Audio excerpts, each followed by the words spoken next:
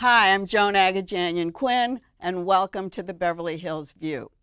Our guest is award-winning Stephen Verona, a longtime Beverly Hills fixture who is a director, writer, producer, and artist. Stephen was raised in Brooklyn, where he attended the Brooklyn Museum Art School, then the School of Visual Arts, both of which were great influences on his work. He has a multi-hyphenated career, and I'm not going to tell you any more than writer, producer, actor, because Not actor. Not actor. Not actor. Oh, I'm going to add actor. I did do a Warhol film but it was cut out. So, oh, you ended up in the back closet in Andy's studio. Somewhere. Yeah. But he has a lot of connections to Beverly Hills, including some valued collectors who have a lot of his work, and the art gallery where he shows his work. I'm going to add photographer because the process that he uses and a lot of the work you're going to see today are photographs that he's taken. So here we are. We have this prestigious award that you got while you were still in high school, right? For the Modern Museum? No, that was just my first year in art school. Oh, was your first? In visual arts. So he gets this prestigious award for his photography, and his work goes in the Modern Museum of Art. So, did you have any art in your family? Were you influenced at all? None. None at all. So how did you get in the arts? My aunts and my cousins could play the piano, but I couldn't. But you couldn't. And I have no rhythm and I can't dance. So, okay. But I could draw. So what'd you do? You could draw. I could draw. So when you went to school, did you go to school to be an artist? Because no. I know, because your first career was film, Delinquent. right? No, delinquent. Oh, delinquent. I was, I was in a motorcycle gang, and we were in trouble, and we were sent to vocational guidance, and the vocational guidance said I should go to art school. And in those days, my mother thought that art school was for losers, and she refused to do it, and push and shove, and after a while, they finally broke down and sent me to art school. So you ended up in art school. Yes. Then you ended up with a really prestigious job. Then with Ogilvy. You're right. Yes, yes. That was pretty big. Pure chutzpah. Is that a good one to tell? So Ogilvy and Mather, right? Which David is one Ogilvy, of the top. One of the great. He was the probably most prestigious, important person in advertising world. He was way ahead of everybody. Everybody knew David Ogilvy, and he was the chairman of the board of Ogilvy and Mather. I was given a cubicle. He hired me. My films were shown in the Museum of Modern Art, and he's on the board. And he said to me, "Would you like to come work? We need a producer." And I said, "But I'm also an art director." Oh, right. So he said, "Oh, well, then you'll be an art director." I said, "But I'm also a producer." So I became the first art director producer in the agency. In New York, right? New York. In New York. But what was showing at the Modern Museum? That was a photograph that I had taken of my grandfather that Edward Streisand took. And that's what Ogilvy saw? Yes. So he's... No, Ogilvy saw something else. No, wait, I'm sorry. Ogilvy did see that. But what happened was Streisand saw that first, put it in the Modern. Then, Ogilvy was much later. I'm sorry. Streisand was 1960. Ogilvy was 64. And 1664. So we have this few years period, in between. I worked for a design studio. I worked for a small ad agency as an art director, and then I was making short films on the side, and that's when I went to the Modern, and that's when David offered me a job, and cut a long story short, he gave me a cubicle. Okay, we're back to our cubicle. And I had this little cubicle, and it had a red rug. That's all I remember, and it was ugly. This room was really ugly. And I said that they gave me what I call battleship furniture. It was all that steel gray office. And I said, I want to put in my own furniture.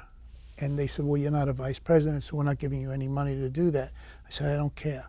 So over the weekend, I put in a barber chair covered in velvet. Oh. I put in 2 church pews. I put in a dental cabinet with all the drawers, all painted red, by the way. And I hung an American flag around my office that covered all 3 of the walls. So everyone wanted to come to your office. So what happened was people saw it and they said, Ogilvy's going to see that, you're going to be fired. Oh. And I needed the job. And he comes walking in 5 minutes later, does a double take by my little cubicle, goes to his office, and then the phone rings. Mr. Ogilvy wants to see you. And I thought for sure I'm getting the boot. And he stood there, and he had a pedestal that he sat on, or stood on, I should say, with his desk, and he was backlit. And he was a very imposing, beautiful speaker. And he stood there with his suspenders and his pipe and backlit, and he went, "My dear boy, most advertising men have a product to sell. We have a country. Let's go to work." We have a country, because And you I had the think, flag and you I had thought, oh no, I thought I'm being fired. Right. Instead, he hired me to be the art director on British Travel. But that's what, so then I wondered how you get to Britain, because by this time now you're directing commercials, not just print things, right? And doing short films. And you had already done a few short films. Yes. And how did you do those short films? 16 millimeter with a Bolex and an Eclair camera. But on your own. All So on you my were own, just, yes. and what were the subjects? Oh, well, the one that was nominated for an Oscar was called The Rehearsal. It was right, about acting. But that was different. Was that before you went to Ogilvy? That was 3 years after Ogilvy. Yeah. While I was at Ogilvy, I did, I did the first music video for Streisand. And you went to England, so you meet this guy named John Lennon. Exactly. So what happens with him? Well, what happened was I'm doing this commercial for Ford. I'm directing a commercial for Ford, and it's Lady Godiva sitting on a horse. And she goes out, we filmed it at Bodiam Castle, and it had a drawbridge. And the drawbridge is down, and out comes this beautiful blonde on a white stallion. And the announcer says, in the old days, there was a 1 horsepower.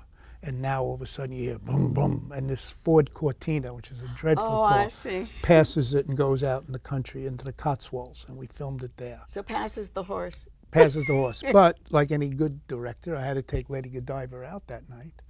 And I take it to this club, and we go in, and I see across the room Victor Spinetti. Do you know Victor Spinetti? A Shakespearean actor. Fabulous. He was in Taming of the Shrew. A lot of films with Burton and Taylor, with John Lennon. They were good friends as well. So I see him, and the girl says, "Oh, he's a friend of mine. I'll introduce you." She takes me over and says, "Victor Spinetti, this is Stephen Verona, and this is Cynthia Lennon, and this is John Lennon." They were all sitting together? And they were sitting together, and I went, How do you do? Holy shit. And I don't know if you bleep that or what, but anyway, that's my opening line, and John thought that was the best opening and invited us to sit. Well, they had paper on the tables in those days, and John was doodling. He had all of his little doodles. Well, I went to art school, so we started doing dueling drawings, and then all I could think of was make a movie of these. So one thing led to another, and that's how I did the Beatles' first video. So that was the essence. He brought you in to make the... I said to him, we should make a movie of this. And he said, okay. And that was it. Oh, and so that was the short animation one you made. Right. It was 2 minutes and 18 seconds or something like that. And it was 240 drawings. And each drawing was illustrated the lyric. And so the song I feel was, fine. So I feel fine. So 3 drawings for that. And it was stop motion. So how did you know how to do that at that time? Just animation. That's like another field from making. Just did it. Yeah. So you went on to have this really big career in music videos, and you said you did. I started with the Beatles, and then I did Streisand and Santana in Chicago. From 1970 to 1972, when Clive Davis was president of CBS Records, I did all of their videos. Boy George. Boy George. Mick Fleetwood. Mick was he was a different label, but Mick was a friend, and he asked me to do it. How do you say no to Mick? But Johnny Cash? Johnny Cash, so they Santana. were all different. They were all different. I did Walter Cronkite. Walter Cronkite did an album called I Can Hear It Now. So what happens when you're making these music videos? Do you write it? Write it, produce it, direct it. You do all of it? Did it all. And so they have to just do what you tell them to do? Exactly. Did they sing? Actually, were they singing right on your videos? Yes, a number of them were. But like someone like Streisand, I wasn't allowed to film her. That's, she's such a, difficult. So her manager wanted $1 million for me to film her. So what do you do on something like that? So the song was called Sweet Inspiration. So I flew to Georgia, And I went down into a holy roller tent, you know, where they're going like, like that, and I filmed that. And that was her Sweet Inspiration. And so you saw these people going like this, and she's singing Sweet Inspiration on the soundtrack. When I did my coloring book, it was supposed to start as a coloring book, then go to black and white photographs, then to color photographs, then to live action with her. They wouldn't let her do it, so I just hired an actress. So what happens? Does she like it? Does she care? I have no idea. Does it matter? I saw her recently at a mutual friend's art opening, and we were talking, and you know, I told her I did 3 of your videos, but you wouldn't know it. And she said, well, which ones? And I told her. And she's, I don't remember being in them. I said, you weren't. Your singing was. Right. You know. That's right. So how long were they? They're anywhere from 2.5, 3 minutes to 4 or 5 minutes. Very short. Yeah. So we had MTV then, right? No. Oh, we didn't? No. MTV started in '83. Well, then where were they shown? They were shown, they used to be, first they were used for promotion film.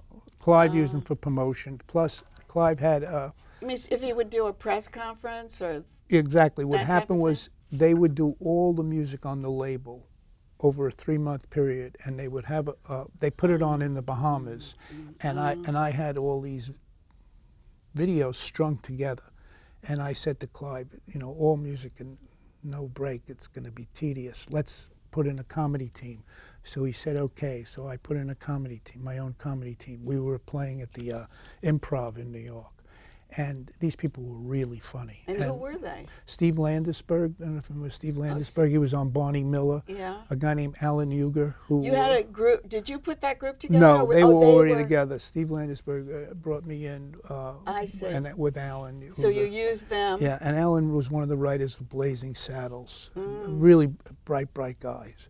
And anyway, and Emily Levine. And anyway, so we put together some bits. And Clive said to me, there's 3 people on the label you don't mess with, and it's Leonard Bernstein, Barbra Streisand, and Bob Dylan. So those 3, you don't do anything, you know, just do me a favor. So we did something really off color about Bernstein with this girl. And Clive, literally, when he saw it, fell out of his seat laughing so hard. And they left it in. And the screening was in the Bahamas. And there's all these people, including Leonard Bernstein. And his manager. Bernstein sat there. The manager got up and walked out. Oh, he was really good about it. Yeah. So you made a lot of videos. You were there. Right. Then I'm trying to take you through the career so we can get to our 70, art that's on the set. I did it from 70 through 72. I stopped in 72. In 83 is when MTV started. Oh, I and see. Mick asked me to do, and how can you turn down Mick Fleetwood? Then Natalie Cole asked me, and then Boy George. Those then came after. Those 3 came in the 80s, and then I said that's it, I'm done, and I stopped. How could you be done? How do you just say I'm done? They changed the hierarchy. Let's put it that way. When I first did them, I could make up whatever I wanted to do. Do what you wanted. And I did it. But suddenly in 72, when Clive got wind that I had complete control from 70 and 71's videos, then I no longer owned them. Columbia owned them, and then I became an employee. And then suddenly they start to say, well, you got to do this and you got to do that, and you can only work with this budget. So your creative juices get squelched in a way. Stifled, and the money is ludicrous. Just changed again? I got $25,000 to do the Mick Fleetwood video, and we read it the way it came about. As I said to Mick, you look like Ivan the Terrible. And he goes, who? And I said, the Russian Tsar. Right. And I had this book on Ivan the Terrible, and I showed him that Eisenstein made 2 movies on him. Oh, right. And suddenly he said, oh, that's great. So now we're going to redo Ivan the Terrible as a music video for $25,000. And we did it. And you did it. We shot it for 1 long 30-hour day in a church on Commonwealth down here. Oh, that beautiful in Los church. Angeles? Yeah, we shot it right here. First Congregational Church, Gothic, beautiful, beautiful church. Absolutely, and we made it. I'm on the board there. I am. I love that. I didn't know you did that. Yeah, so that'll be nice history. You can come talk down there too. Okay, fair enough. So you finish this. You get interested in the actors' studio or the actors. I was with Lee Strasberg for 2 years. And why? Were you Because taking I wanted acting? no, I didn't want to be an actor. I definitely wanted to direct, and I wanted to know more about directing actors.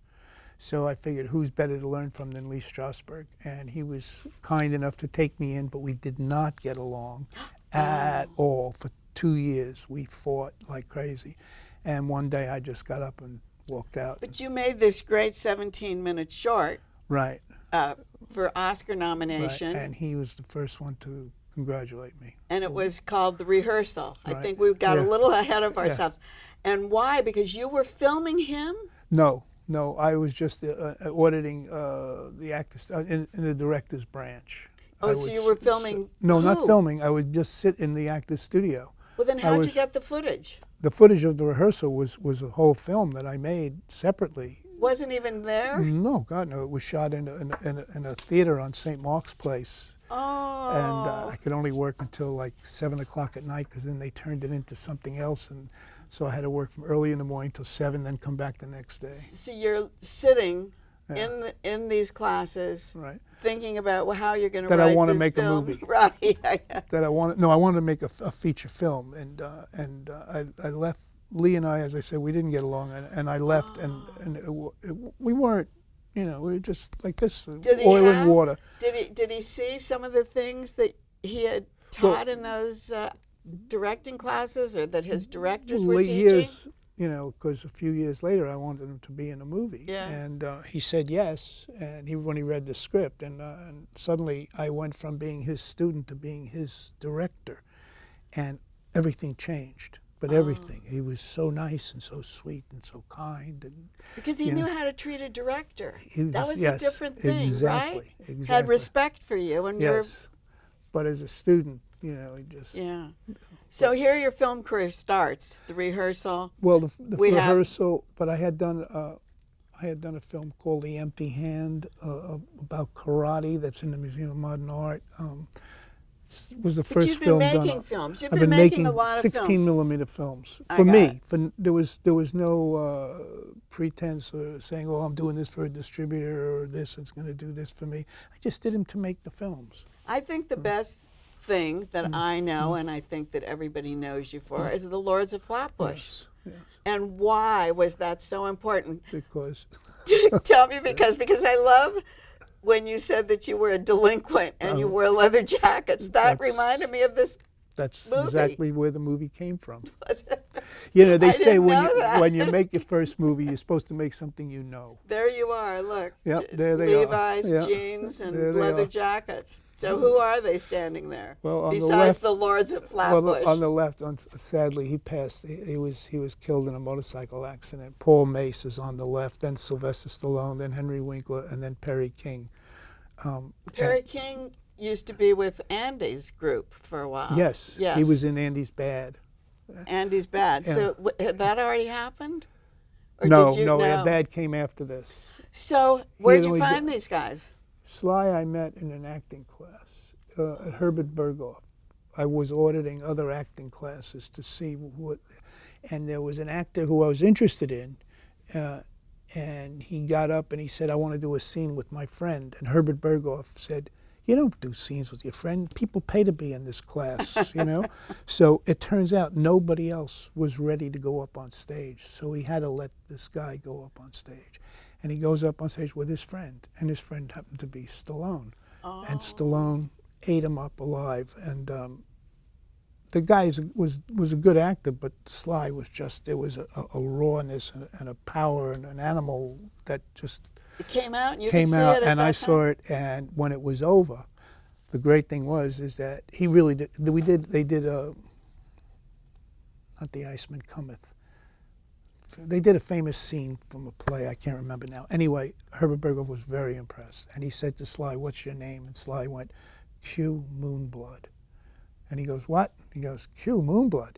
He goes, "Yes, I'm a Indian from a reservation north of Miami."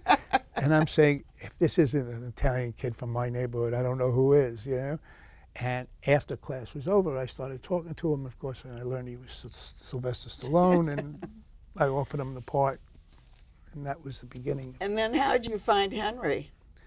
A casting session, I think we just called up So and he you, walked in. So you just really had this film. Right. You knew what But to I write. had Richard Gere before Perry. You had Richard Gere? And Richard and Sly didn't get along very well. And plus, there were other people involved that didn't want Richard on the project, and it was all wrong. And I let Richard go. And I'm sorry that, because Richard did a great job, but Perry did a very good job too. Perry so was great. Richard was great. Yeah. So, did this film make you? Would you say, Well, besides making them? It made feature film. Yeah, made a feature film, right? It made my first feature, and it got my feet wet, so to speak. And this was in New York, where they weren't making any independent films. So then I moved out here. Did they say, like, you discovered these actors? Yes. Sly is the first one to tell you That he you wouldn't be discovered? here without me. Yeah. But I thought they were all your buddies, but you had actually Well, cast them from casting calls. Sly became my buddy because it took me 3 years to make the movie. And he stayed with it. And there's scenes in the film where he was beefy in those days. He wasn't working out. And then he started working out, and he trimmed down, and suddenly we were shooting in October and November to show the end of the school. And then we went back in June to show graduation. And in that period of time, Sly's body changed drastically, and he started in working out, and that was the very beginning of what eventually became Rocky. So that was like the Yeah. precursor. Yeah. You made another film, Boardwalk, which was a great film, but Yes. it was commercially not a great film, right? Well, it wasn't even that. It was talk about why I quit the business.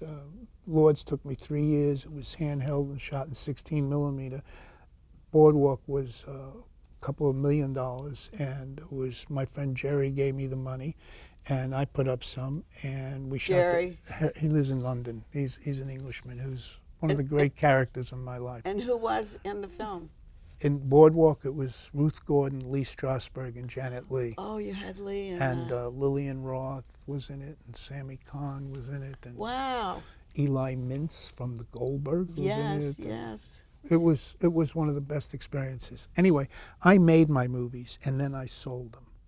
And I took it to Cannes, and I sold it in Cannes to a distributor. And my friend Jerry, who put up most of the money, said, let's go with a small distributor because this is a movie about old people. And you go, Universal, Warner's, and Paramount were throwing money at us. They all wanted it. And Jerry said, no, this needs tender loving care. So we went with a small distributor. And this was in May at the film festival. By August, they were bankrupt. And the film got locked into bankruptcy court and didn't see the light of day for 30 years. And then I bought it back. It ended up at Universal's library. And Ron Meyer, who's the head of Universal, I've known for years, so I called him up. And I said, Ron, if you don't put it out, let me buy it back. And he said, okay, I'll call you back in 5 minutes. 5 minutes later, I got my movie back. So you have it now? I got it, and then nobody wanted it because the actors are dead. Oh. So I ended up selling it, not selling it, but making a deal with a video distributor. And, But this is interesting because you can see what happens to a film. The life is really long and Very long. complicated.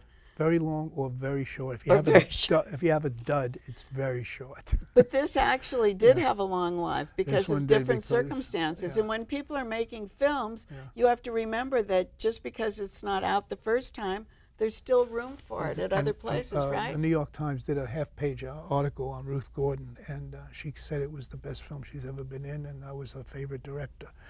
So you're our favorite director too. okay. Okay, and you're our favorite artist because while you. you're making all these films, while you're going to acting classes and hanging out with the lords of Flatbush, you're still painting, Still and painting making photographs, art, yes. right?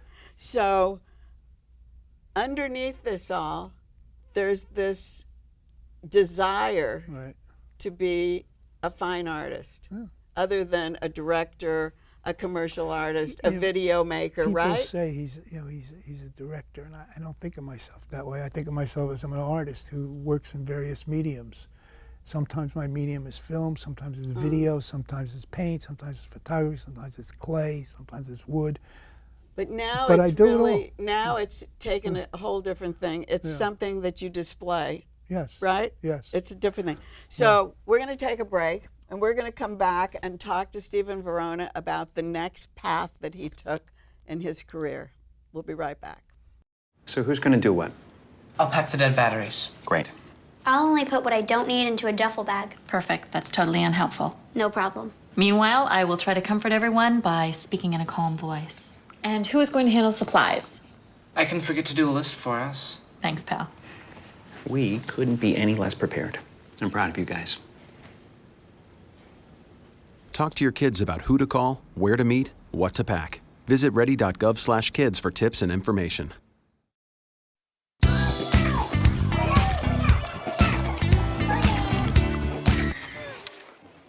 Looks like it's done.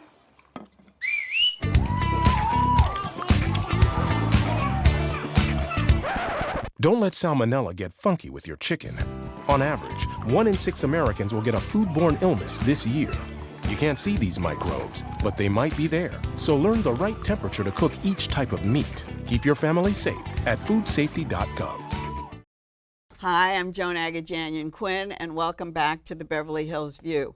We've been talking to artist Stephen Verona about his career path. We've covered his filmmaking, his videos, his acting a little bit, his casting, and we're going to talk about when art, fine art, really took hold in your life where you stopped doing all these other things, right? No, I think I always was drawing. Constantly. But I mean, you stopped making films. Are you making films now? No, I'm not making feature films. Okay. No, I've given that up. Okay. I put that. Well, also it's you know, it's an ageism business. Did you think that going into being a full-time artist, did you feel like you had to be a starving artist, that you had to take more classes? No. None of those. Okay. No, and I live in Bel Air, so I mean, people always pick on me, saying, "What are you doing there? You should be in a loft downtown somewhere." I said, but you don't. That doesn't. You don't feel like it's a full-time art, and you have to be in a studio with I'm in a studio. Mess all over you. No, I am in a studio all day and all night because I built the studio on my house upstairs. So I literally walk from my bedroom to my studio, and there are days that I don't leave. So most artists find that career financially unstable. Right. And because of your background, do you think that gave you an added extra kind of push? Well, what I said when I went to work for Ogilvy, what happened was Ogilvy called me and made me his art director producer, and that changed my pay grade, and I started making good money, and I was like 24 years old, and I had to bring home the check stubs and show my family because they couldn't believe I was making so much money. As an right. And then when I left, that was the last job I had was at Ogilvy. Then I was free. There were times when you worried, but I was living at 2 Fifth Avenue in New York. I always lived far better than necessarily the means coming in. Did you feel you had to take more classes? Did you take art classes? No, Did I you take classes. painting? Oh, you didn't do any of that. Well, I did at Visual Arts because Visual Arts there were 10 classes, and you had to take one on Thursday afternoon, which was called the Artists Society, which to tell you that you're going to be nothing and you're going to starve to death. The other class would want to be photography, want to be sculpture, want to be painting, want to be this, want to be that. And they were just very simple. But you took those classes. A lot of times when you're painting, you still go back and take other classes, but you didn't do that. No. So here you are, you get this big theater commission. The theater commission meaning? In the movie theater to do this big, like a diorama of movie stars. Like Clark Gable? No, I didn't. What did you do with that? Well, with Clark Gable was all from Gone with the Wind. It was all Gone with the Wind. So what were those characters? Scarlett O'Hara, Rhett Butler, Mammy, And where was that? Well, it was the whole movie. And what happened was Ted Turner came over the house with, all I remember is I saw 3 Pontiacs in front of my house. I never saw 3 Pontiacs in Bel Air, but that was Ted Turner in those days. And they came in and we made the deal. And we made a deal for a 20-foot mural, and it was going to be all in cutout form. That's what I was thinking of. Yeah, it was all in cutout form. And I said, okay, 20, but I said, but we want to keep them as life size because that's what gives it, you know. So he said, okay, great. And then I start working on it, and I realized I can't do everything he wants me to do in 20 feet because he says, don't forget Mammy, don't forget the Civil War, don't forget this. And the next thing you know, it grew and grew and grew, and he paid me up to 60 feet. After 60 feet, But for where? Where were they were going to putting put it in Atlanta. They were hopefully to put it in Atlanta, somewhere in Atlanta. Somehow, when he sold MGM, he said to me, just let me use it for 2 years. And so they did, and they showed it at the Motion Picture Academy here. They showed it in Atlanta. Oh, okay. And- So this is what was that? And this is a print from because the originals are all stored Is away. this the same This is- height of Exactly. Clark Gable? Yeah. No. Well, because he's Standing up? Yeah. Otherwise, it's like... he's shorter than that. So that was exhibited here in our academy. Right. That was up for 4 months at the Motion Picture Academy on Wilshire. And that's on Wilshire. And then you also had something at the Paley Center. Yes, in Paley Center, I had a show called Downtown Street Artists and Pop Legends. Oh, the Pop Legends. Yeah, The it was Andy actually the Warhol? Pop Legends that I did there. I did the Downtown Street Artists downtown with the Pop Legends. So would the legend be the Andy It Warhol? was Andy, Roy. And we have a picture of Andy Warhol right there There it that is. you did. Yeah. Now this image is also in the Getty Museum, #1 of 20s in the Getty, and it's 44 by 62 inches or something like And that. the one of Liechtenstein? We that have one, that you one have too? that one too. Yeah, yeah. Those were Yeah. all at the Paley Center. Yes, and so was Rauschenberg and Jimmy Rosenquist and Ed Ruscha and maybe David too, maybe Hockney I had in there. Even, And you put these artists all in front of these places One of and the- photographed. Well, I photographed each one of them, and then I photographed their work elsewhere. Oh, and well, then you... well, and Andy was just Andy, and I just, because I had all these pictures of Andy, I just put 3 of them together, and I called it the signing. But with Roy, I put him in front of one of them. I see. And it's the same with Jimmy Rosenquist. I put him in front of one of his, and that one came out, I thought, the best. And then most recently, Yeah. you had a show at the Fowler, UCLA's Fowler. Yes, the Fowler Museum. In close by UCLA. Yeah. Mao to Now. Did you take the early pictures? Definitely, yes. When I was Let's just talk about these. in 1980, when I was making movies, I went to China to make a movie with Ingrid Bergman, and it was originally called "The Footprints of the Pheasant in the Snow," which is a very Chinese title. The English translation was "Memories," of the tracks. Anyway, I was there scouting locations, taking pictures when it was announced that she was very ill and she wasn't going to make it. So the pictures on the left are all taken in 1980. And then you went back And then again? I went back and showed you here, like that's, you used to pose for a picture, now you take a selfie. But also, look at, they were all Mao. And they all They were wore all Mao Mao outfits, yes. costumes, I called them, because that's when I was there. All you saw was blue and gray on the Absolutely. street.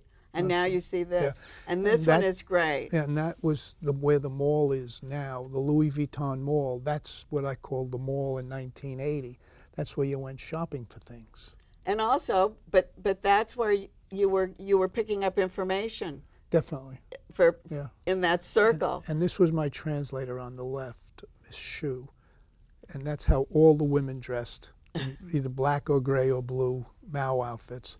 Same outfit as a man, by the way. Yes. And now today, you see a woman dressed completely differently. It's amazing. I think that's such a great thing to show at the Fowler, because it has that ethnic background that they love to talk about. Before we leave, we're going to go through a little group of Beverly right Hills pictures that you took. So when they right, come on the sure. screen, let's So- talk about those. These are all from a series I've been working on called Pictures That Make You Smile.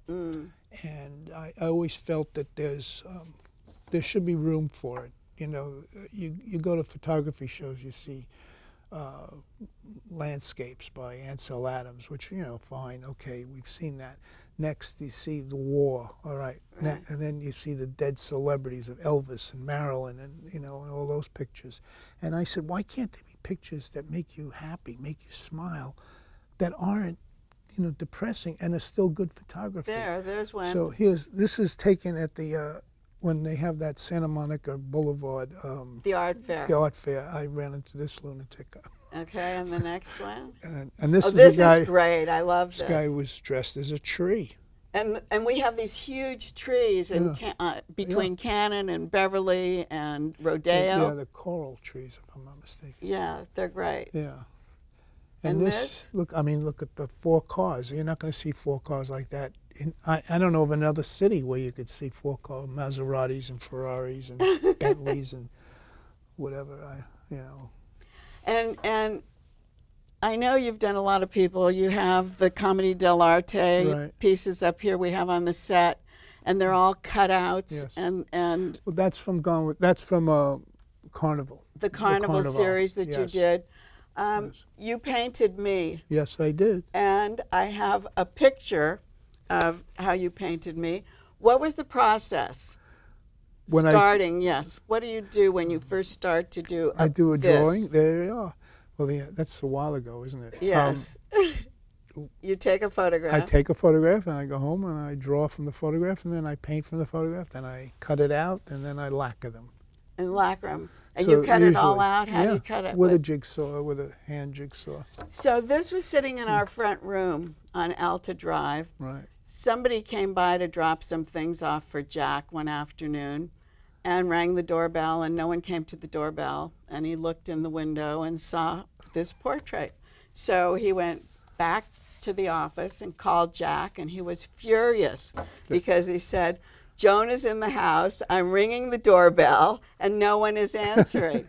So we used that stand-up, which is actual size, and people always thought someone was in the house. Absolutely. So that's my Beverly Hills story, and I thank Stephen for that. My pleasure, John. Absolutely. And I thank you for watching today. Beverly Hills View. We'll see you next time. Bye. Thank you.